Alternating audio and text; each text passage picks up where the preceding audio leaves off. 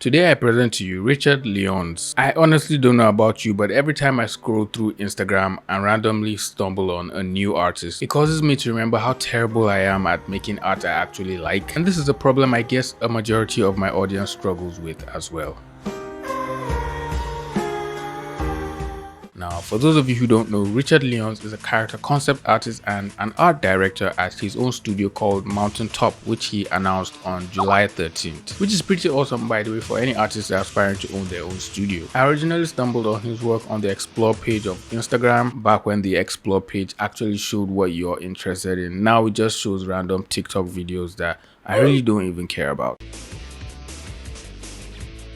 Now when you see his art, you can immediately identify it anywhere. It's very distinctive, and I must say I haven't seen any art similar to his on any platform, which is what makes his art style pretty much very unique and remarkable. If you literally scroll through Instagram with other artists on the page, you'll definitely stop and take a look at his work when his art comes up on your screen, because it just looks very different. It looks really simple, but it's just different from what you're used to seeing every day. At first glance, it looks very simple and easy to achieve because it's not riddled with multiple light sources and a lot of shading or hard edgy line art with a lot of thick to thin line movement like a lot of comic book artists. His work is it's just simple. I really can't explain it. You have to see it for yourself and tell me what you think. From what I can notice, his art style is a mix of straight, sharp lines, and that makes his drawings feel very edgy, and sometimes he even overlaps the edges with some of his lines and just make his strokes feel more confident and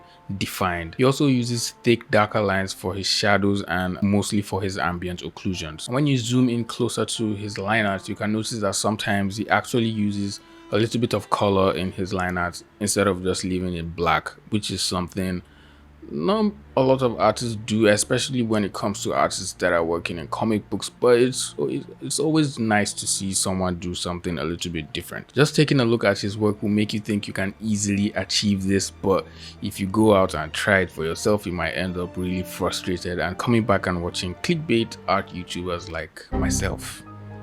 Another main key to his art style is his use of textures to show material and weathering, especially on clothing, weapons, armor, boots, and all the other accessories that his characters are usually wearing on their bodies. You can clearly see the textures on all the different parts of the characters from all his concepts for The Last of Us 2. And sometimes he even uses little small brush strokes just to show some texture around certain areas of the body, like the stubble, or if a character has hair on his arms or on his legs, just little small lines to show textures around different places on the human body, and also some texture brushes here and there just to pass off the feeling of materials. I feel it works a lot for his work, since his work is mainly geared towards concept art, and in order for you to show off different concepts, you have to convey a certain sense of textures for different materials so the viewer can actually understand what the character is wearing. Just looking at all his concepts for The Last of Us 2 characters, you can immediately tell his design choices heavily influence the final look of the characters in the game. I think the least thing he places emphasis on is actually the lighting. Now, don't get me wrong, I'm not saying it's not great. Since it's concept art, the most important thing is actually showing various concepts of a character. That is the primary goal of concept art. Lighting plays a secondary goal here, and that's why in most of his drawing he either has just a simple light coming in from the side to show the forms of the face and whatever clothing the character is wearing, and then he has some highlights and shadows here and there,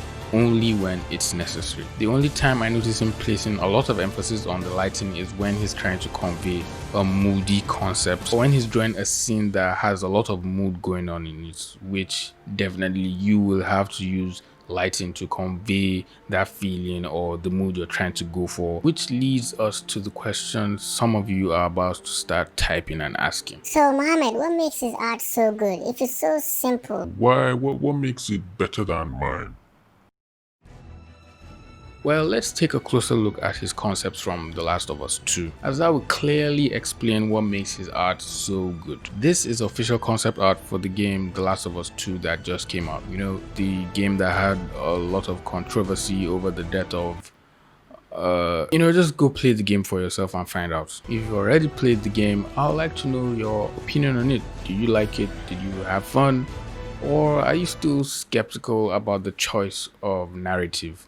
and you prefer the first one? Let me know down in the comment section. Share your thoughts with the rest of the community and let's have a discussion. I think for me, what makes an image or a drawing really good is the ability of the artist to actually tell a story within the drawing, but this automatically cancels me as an artist, so I'll probably have to come back and watch this video for myself again. Storytelling is important in drawings as it helps convey a deeper meaning to every design choice you make in your drawing or the simple design elements you're choosing to draw and attach onto a certain character. Simple choices like giving a character tactical boots or gear, or even giving him scars and scarifications on his face can suggest different narrative the character might have gone through or experienced to get to where he is now, as you can see on his early exploration concept of Owen. Even changing little things like the hairstyle or the beard help tell a story with the character and make us wonder why he'll have a really fancy hairstyle in a post-apocalyptic universe, since fashion and clothing should automatically be scarce and the people are focused on survival and feeding off of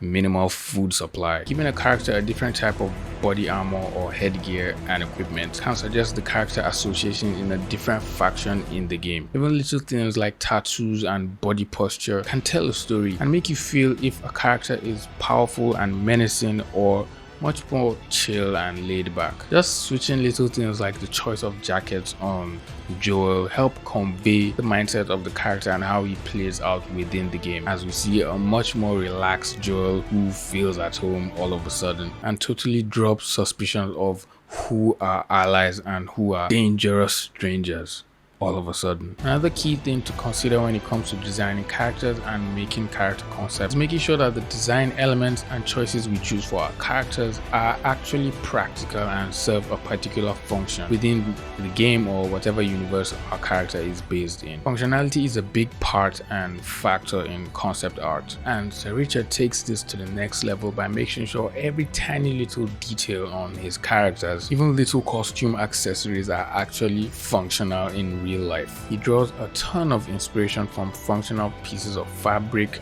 armor, headgear, and tactical equipment, which just pushes the realism when people actually play the game and are using these characters to move around or just interacting with the characters. Even people that are not artists per se can actually tell that a lot of thought was put into designing the characters. Each piece of armor or clothing actually serves a purpose and gives the character a certain narrative, and this is something a lot of us need to keep in mind, since I guess we all just enjoy drawing cool characters, right? And sometimes we'll find ourselves drawing a lot of cool looking things on our characters which just make him look cool, but in real life, in reality, they actually don't make any sense.